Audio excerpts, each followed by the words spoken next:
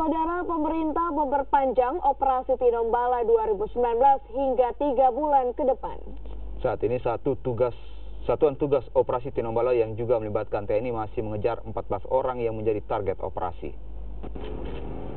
Perpanjangan operasi ini berdasarkan hasil evaluasi dari operasi sebelumnya dan masih adanya kelompok sipil bersenjata yang masih aktif di Pegunungan Poso. Kini daftar pencarian orang bertambah menjadi 14 orang, yang sebelumnya hanya berjumlah 7 orang, lantaran bertambahnya target operasi yang berasal dari luar Sulawesi Tengah.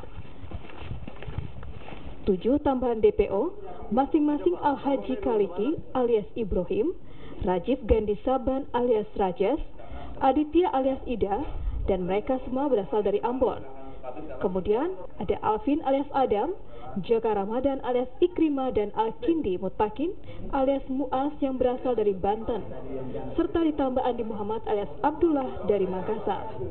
Selain melakukan penyisiran, operasi Tinombala juga akan melakukan penyekatan di beberapa titik. Sampai saat ini jumlah DPO ada 14 orang yang terus kita buru oleh aparat kita.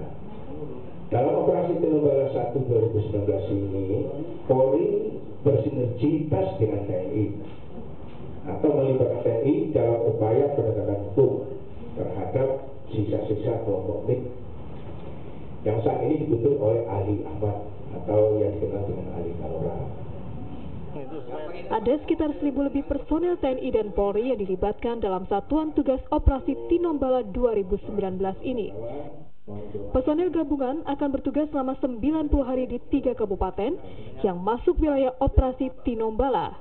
3 wilayah ini diantaranya Kabupaten Poso, Sigi, dan Parigi Motong.